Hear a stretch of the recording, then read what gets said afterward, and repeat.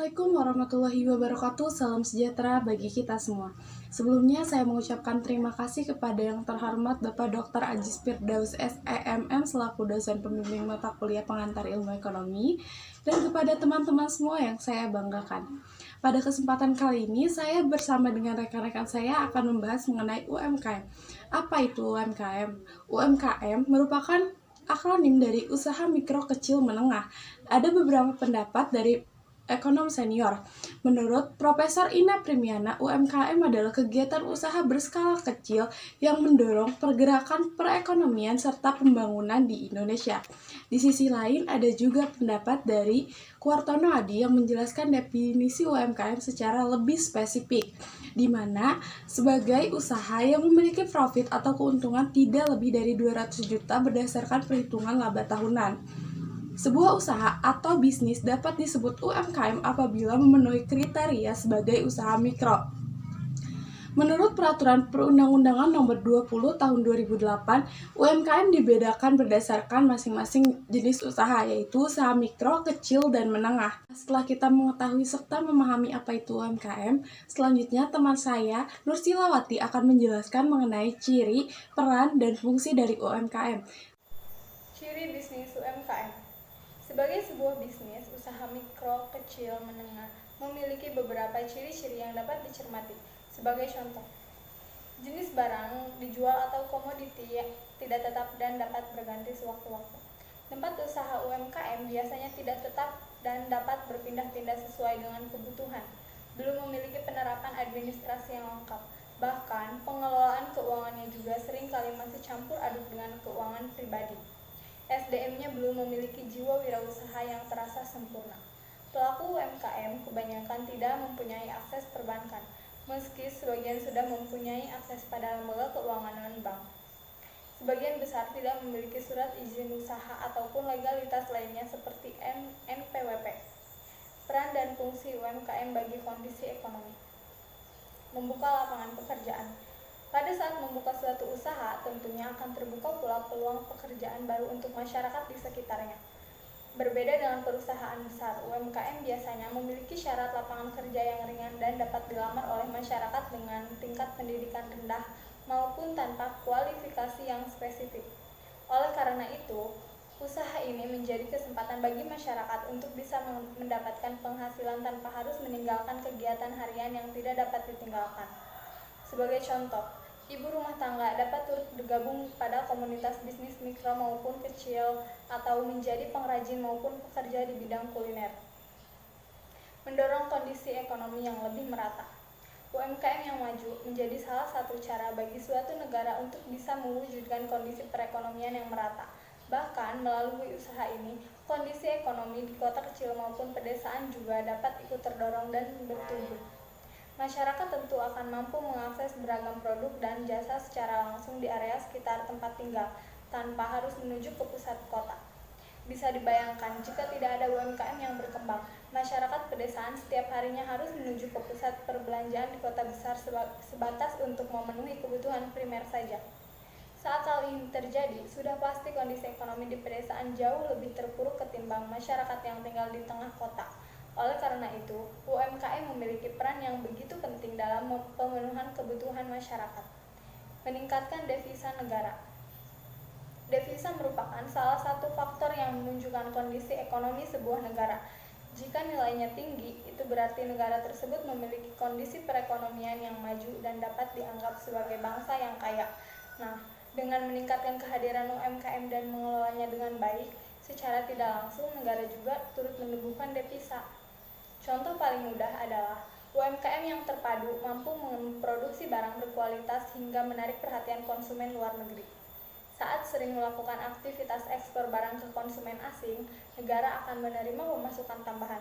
Terlebih, dewasa ini aktivitas jual beli internasional dapat dengan mudah dilakukan melalui internet secara online. Nah, setelah kita mengetahui apa itu UMKM, ciri, peran, serta fungsi dari UMKM, selanjutnya rekan saya, Sulistiawati, akan mewawancarai seorang pelaku UMKM yang bernama Ibu Sumini. Ibu Sumini adalah pelaku usaha jamu tradisional yang berasal dari Jawa. Ibu Sumini sekarang mengelola usahanya di Bogor. Kepada Sulistiawati saya persilahkan. Langsung saja, saya sudah bersama dengan Ibu Sumini. Halo, apa kabar Ibu Sumini? Alhamdulillah baik. Saya di sini ingin mengetahui tentang apa itu jamu tradisional, bagaimana usahanya, dan ancaman apa saja yang dialami. Langsung saja pertanyaan yang pertama. Sejak kapan Ibu memulai usaha jamu tradisional ini? Sejak tahun 1993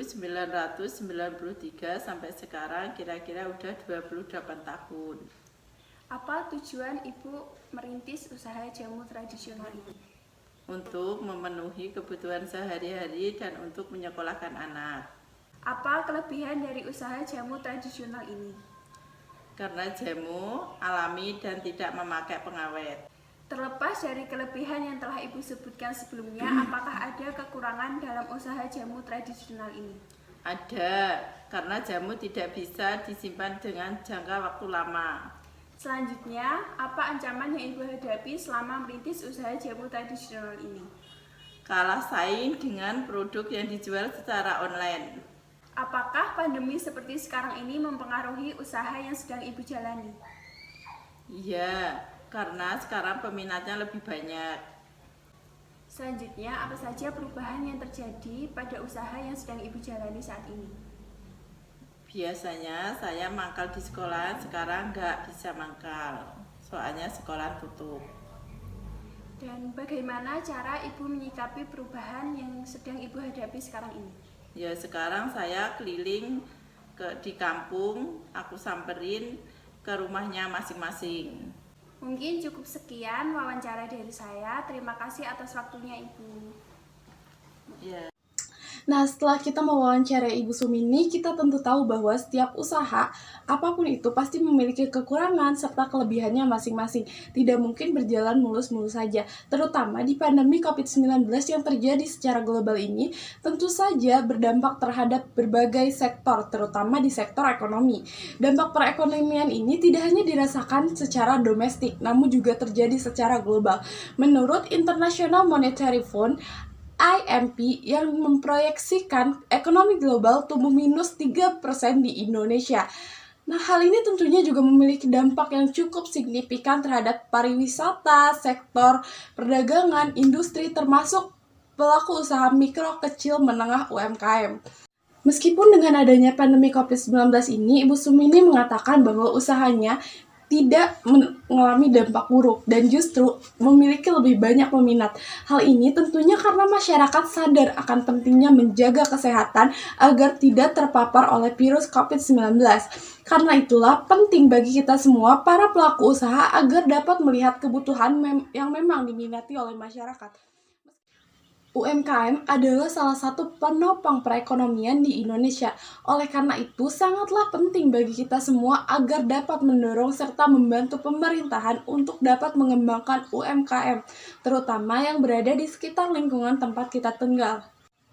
Mungkin demikian pemaparan dari kelompok kami. Saya Ganes Revina Cahya, NPM 2011-0301-0315, bersama dengan rekan saya yaitu Nur Silawati, NPM 2011-0301-0734, serta Sulistiawati, NPM 2011-0301-0732, mengucapkan terima kasih kepada Bapak Dr. Ajis Firdaus SEMM selaku dosen pembimbing mata kuliah pengantar ilmu ekonomi, dan juga kepada Ibu Sumini atas ketersediaannya untuk diwawancara.